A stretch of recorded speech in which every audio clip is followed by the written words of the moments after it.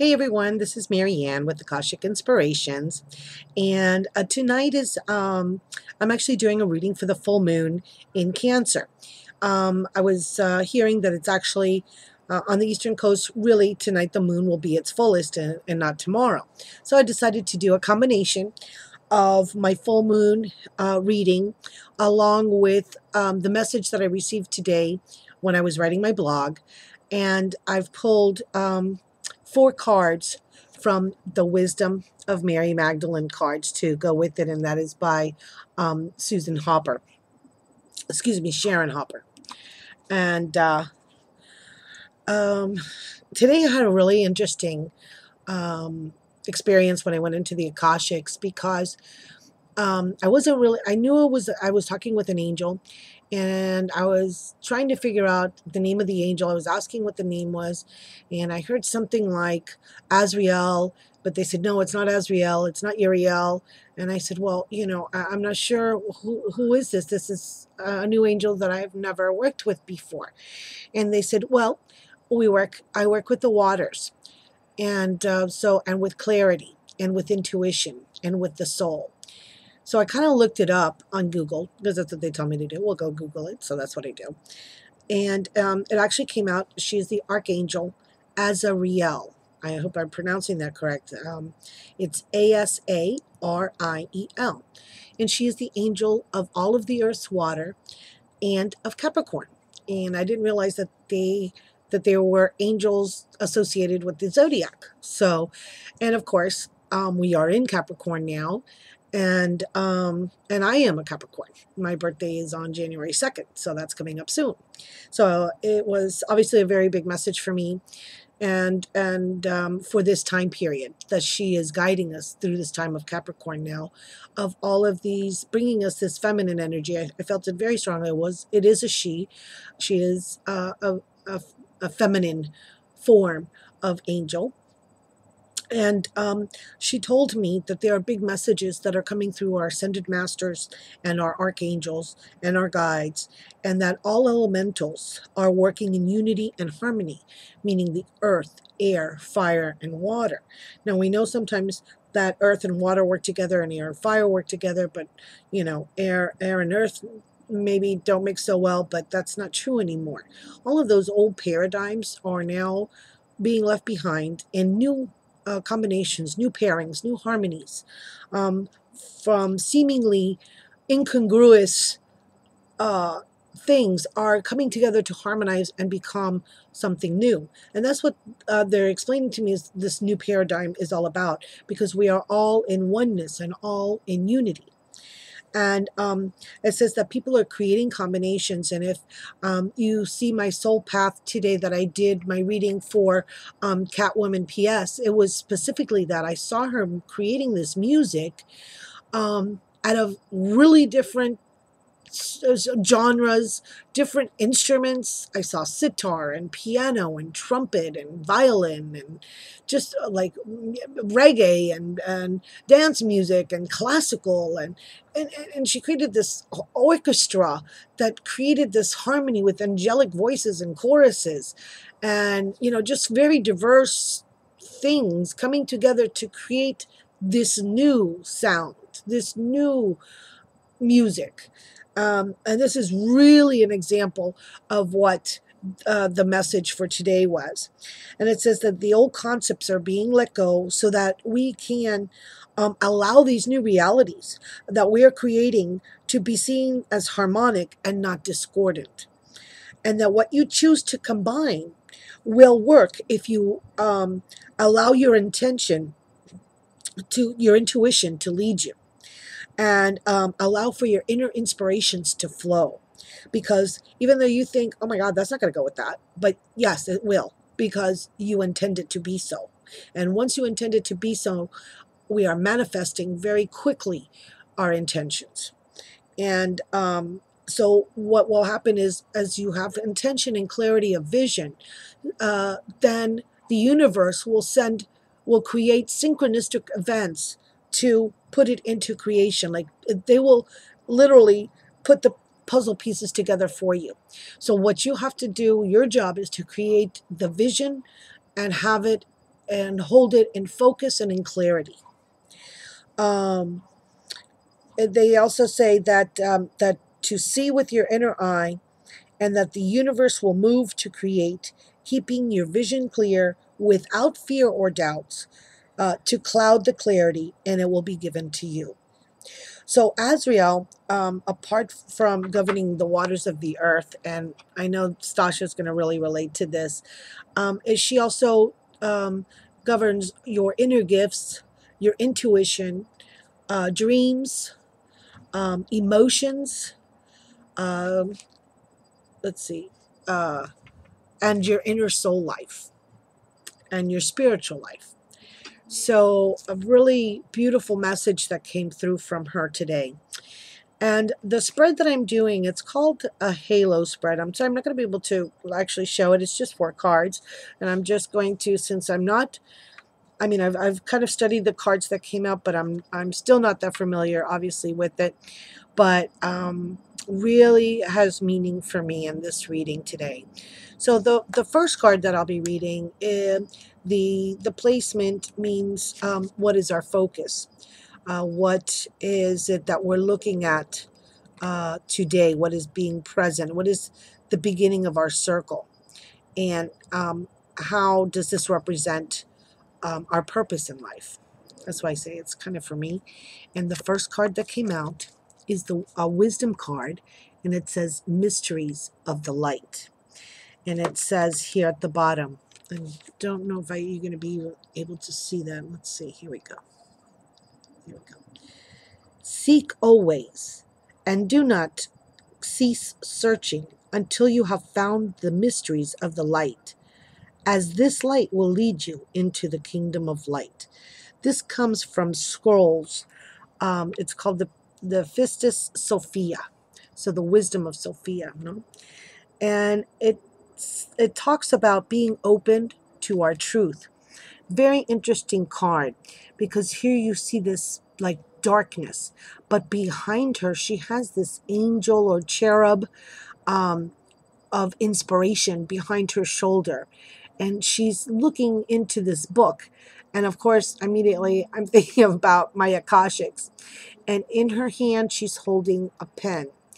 So apart from telling us to journal and to write, I'm actually want to relate this to a book that I'm reading. And the book I'm reading that my son bought for me for Christmas, I want to show this because it's very apropos. It's called Proof of Heaven. And he was actually, I think, on one of Oprah's Super Soul Sundays or master classes or something like that. My girlfriend told me. He's actually a neurosurgeon. His name is Eben Alexander, MD. And he is went through a very near-death experience. And specifically, he talks about a part where he saw this inky darkness, and yet there was light.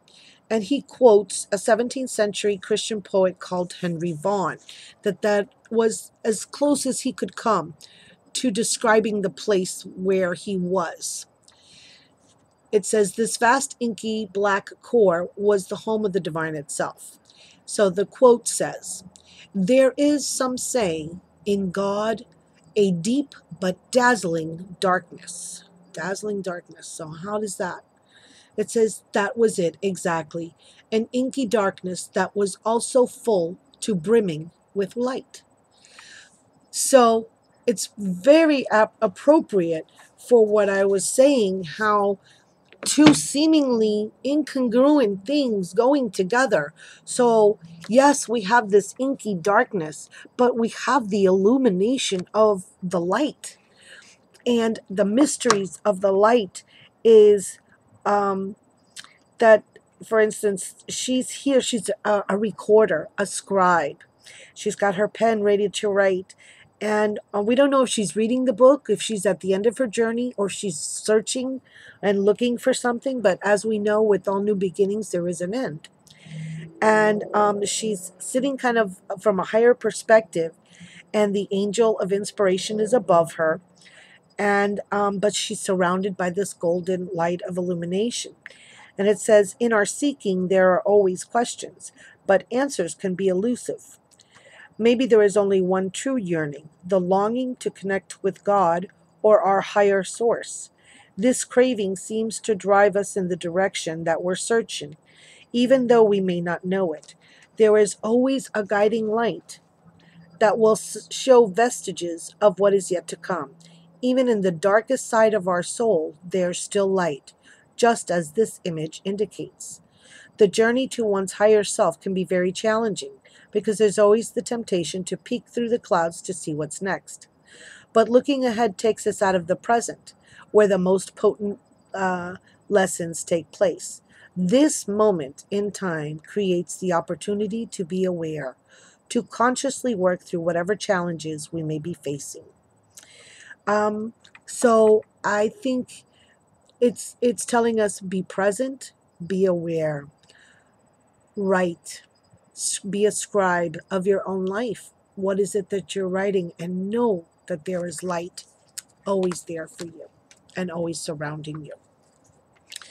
These cards are amazing. Sylvie, I love you. Thank you, thank you, thank you. Now, the next card represents our passion. It's where is our passion lie and what is our greatest talents? And are we using them to the full potential? And the card that came out, sorry, I gotta find it now. Oh, here it is oh, can't even pick them up. The knowledge card with the awakening. And I'll read to you what it says down here. Let me see if I can pull this up and show it to you. I'm sorry we're in the dark here, but let's see.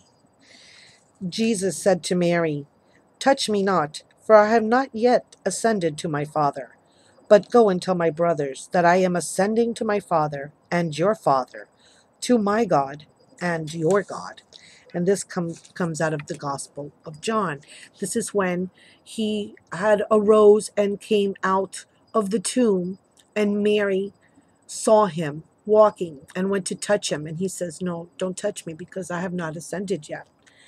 And it's it's basically talking about that right now we're in the resurrection, that we don't have to wait for resurrection, that this new phase that we're going into is our experience of the Christ, the divine, the universe. And it's a state of consciousness, the union with the divine, which is what we're seeking. It says, Jesus calls this state of consciousness being born again. Krishna and the Buddha call it waking up. Lao Tzu calls it being in harmony with the Tao. But all of these terms refer to a mystical state of being in which the seeker and that being sought, the lover and the beloved, God and the individual self, are recognized as one and the same reality. So what am I seeking? What are we all seeking is the unification. And that's what this message is saying is, what are you waking up to now? Are you awakening to the understanding and awareness that we are all one, and that we are all one in love of the divine? Beautiful. Wow. So profound. I mean, I know I'm just scratching the surface with these cards, and I'm sharing them. Maybe I should have studied them more, but I just had to because it's such a beautiful evening, and I wanted the message to come through. The next card that we come to is faith and the visionary. And in this position, which is the third position, it represents to ask what is governing our choices. That we make our choices every moment. So is anything sabotaging any types of blocks? Are we blocking our own? And how can we create our own destiny and our own reality? So let me go to, sorry, I'm going to have to put this down for a second so I can find the page. It's just such beautiful symbolism. We got Aiden in the background. Okay, the visionary. And what it says down here, it says, Mary said, I saw the Lord in a vision, and he said to me, how wonderful that your attention on me did not wander. For where the mind is, there also is the treasure. And this is from the Gospel of Mary. And I love that this whole background of stars, and she has her eyes closed. And they're saying that a visionary is someone who is able to receive information from the outside. And although it probably comes from the inside, a visionary is able to project thoughts into the future, seeing a mental picture of what they are dreaming. Others might call this person prophetic, magical, or even psychic. This figure appears to be in a state of bliss, perhaps entranced with a visionary, ecstatic awareness. So I know that a lot of us are getting visions. A lot of us are getting downloads. That we have our imagination. That that a strong that visions can be original to what we want to create. That this divine inspiration is coming through to us. So it says that your dreams are an excellent probability that they can come into reality. And if your picture is crystal clear, which is what the Archangel said, keep your clarity, keep your vision so that you can create it. I'm like getting chills. And the last card that comes out, which in the spread represents self-knowledge. Okay. The expertise and wisdom held within you is actively coming to the surface and asking you to take action now. And so what it's actually telling, and I've been in this actually most of the yesterday and today, and I know that I've had so many people around me, all the holidays, everybody's visiting, but there's nothing for me like being solitary. So knowledge, and it's the solitary. And what it says down here in the card, let me see if you can put this clear. There we go. It says, blessed are those who are alone, for they have been chosen, for they will find the kingdom. They have come from the kingdom and will return there more again. The Gospel of Thomas. And I love how she's kind of like floating in air. I mean, her feet aren't even touching the ground. Her arms are crossed in front of her chest, and she's looking up, and she's just kind of pondering. So, sometimes, especially now, these last few days before the beginning of the year, it's really important to take a retreat if possible, a retreat into solitude. I remember Brooke Phoenix always, takes a day of not speaking and just going within. So it's telling us we have to go within to see what wisdom and self-knowledge is coming about. And it doesn't mean that we have to renounce the world, but just disconnect from the computer, the telephone, the distractions, and just devote yourself to your own inner wisdom and allow the divine to flow through you. This is a perfect time for that, especially during this new full moon, which is the full moon in Cancer, which is Cancer is, of course, the emotions. And it's all of this feminine water energies that are basically, I was listening to Tom Lesher, who I adore. I love his Pele reports. And I was listening to David Palmer this morning, and it's saying that that we're leaving these old paradigms behind. So this is a time also to consider what new things do you want to bring into being.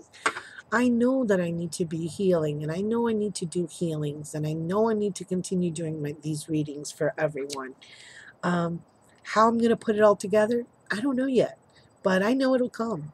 As a matter of fact, I just heard that Andreina's going to be giving the second part of the Laho Chi course, which I took at the end of January. So I know that there was a message to me that I have to take this second part of the course so that I can fully understand and fully integrate it with what I'll be doing still here on Facebook and on YouTube.